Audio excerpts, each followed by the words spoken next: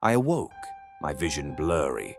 The room around me was dark, and the only source of light seemed to be a lone candle upon the dark mahogany table in front of me. I was strapped to my seat, and I couldn't move. There was one other chair to my left with no one in it. There was no light and simply one door across from me. I yelled out for help, but received no response. I shuffled in my chair, hoping it might move or, better yet, topple over. It stood fast, and I realized I was stuck there. I called out again with panic growing in my voice. "Hello? Is anyone here?" After a few minutes, I heard a muffled voice finally respond.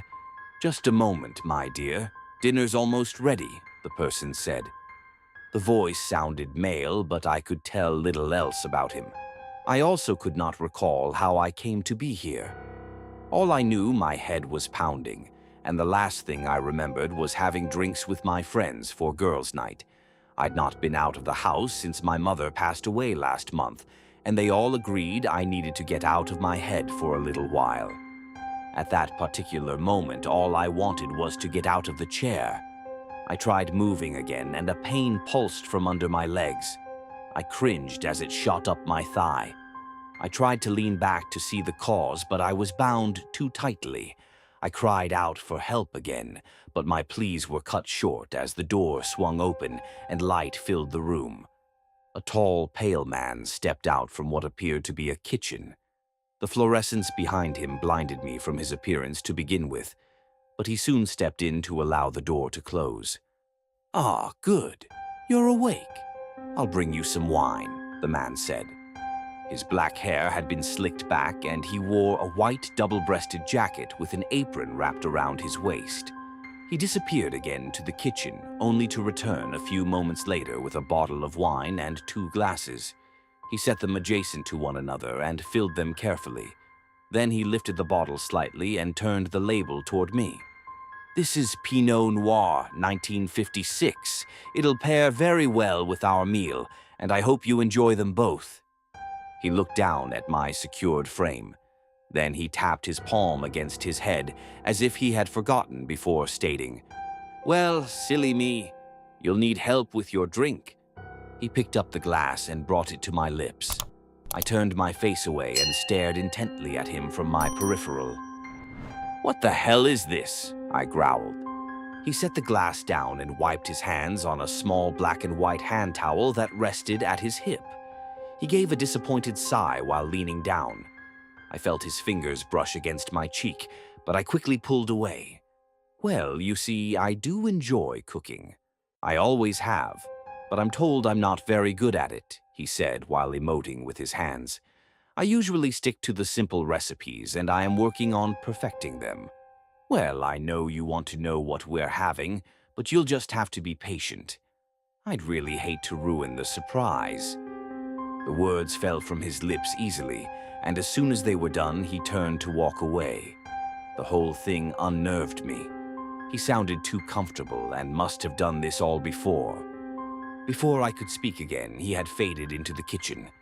I began looking around the room for any possible means of escape, but all I could see was the table set in the candle. There were 2 windows, but large crimson curtains covered them and let no light through. I tried to move the chair once more, and again I felt pain pulse through my lower body. The chair wasn't moving, and I couldn't stand trying to make it. My chest became tight, and I felt as though I might hyperventilate. My captor arrived again, pushing a service cart with a silver tray that was covered. He moved the tray from the cart to the table before pushing the cart to the side. His hand reached for the covering, lifting it quickly and shouting in a fake Italian accent, "Voila!"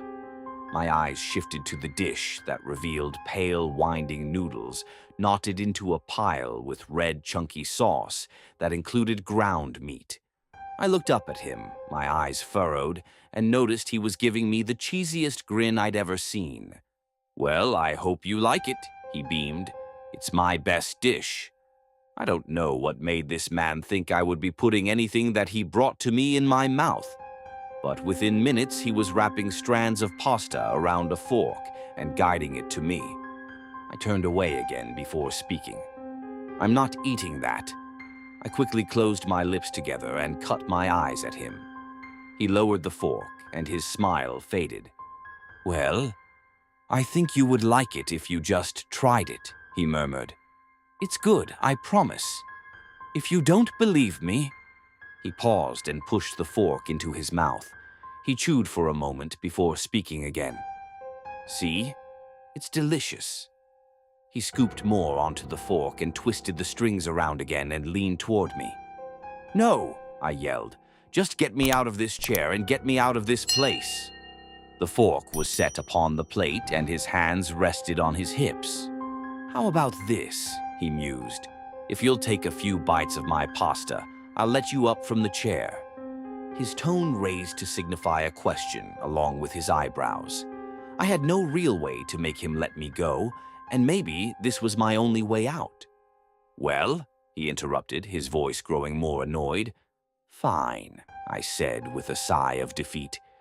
I'd given in, and I could only hope that this wouldn't be my last meal. He clapped his hands together and gave a little giggle before turning to grab the fork again. The sauce dripped from the thin strands of pasta as it came closer. Just the sight of it in his hands made my stomach turn a little. I opened my mouth slightly and he placed the portion within. I closed my mouth and my eyes at the same time and prayed to myself. It rolled about between my teeth for a moment. When I opened my eyes, he was giving me that stupid grin again. I chewed every bit and swallowed, and he went for another forkful. He brought it quickly and pressed it toward my face. I hesitated, but this honestly was the best spaghetti I'd ever eaten. After I consumed half the plate, I finally remembered that the whole point was to taste it in order to be set free. "Okay, it was good, but I would really like to be out of this chair now," I said sternly. "All right. Well, I guess a deal is a deal." He approached and removed the straps holding my upper body to the back of the chair, and then knelt down to release my legs.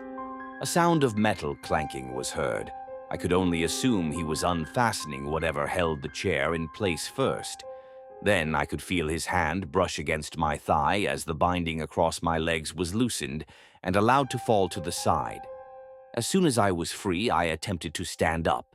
Hot, searing pain echoed up from my legs to my spine. Now that I was loose, I could move back enough to see why. Long strips of my skin and muscle had been removed from my thigh region and had been covered slightly with bandages. The cloth had soaked through with my blood, but I could tell the wound was deep. "I'm sorry," he frowned. "The numbness will wear off in a few hours. I accidentally used too much anesthetic. I have always been bad with measurements." I touched my bandages, my legs not wanting to move. "Why? What is this? Who are you? Oh my God, my legs!" The man simply dried his hands on the towel again and watched me, his face expressionless. When I noticed him staring at me, I leaned forward and shouted, "What have you done to me?" He stepped forward and picked up the plate. He began taking bites of it. "I told you I'd been trying to perfect my cooking." The words were slightly garbled since he was speaking through mouthfuls of pasta. Then a thought crept slowly into my head. The entire time I'd been devouring the delicacy, I'd not even considered that it hadn't smelled like any spaghetti I'd ever had, and it definitely didn't taste the same. My eyes slowly widened and I could feel the vomit rising in my throat. I hunched over and the rancid dinner splattered across the floor. The man jumped back from the mess quickly and set the plate on the cart. "Did my spaghetti not agree with your stomach?" he asked as he rushed to wipe the remnants off my face. "Don't worry, there is plenty more. And since you won't be going anywhere anytime soon, why not just have a few more bites?" The question came with that same sick smile. I spat at him and tumbled to the floor. My body screamed as I slammed hard onto the wooden ground. "No, I'm getting out of here. I'm going home and you're going to regret this." He smiled at me and came closer. He picked up the chair and placed it back at the table, then leaned over to try to help me up. But I refused.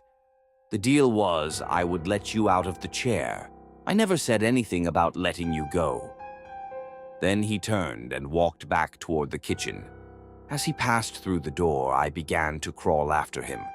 The wood splintered into my knees, and my muscles cried for me to stop.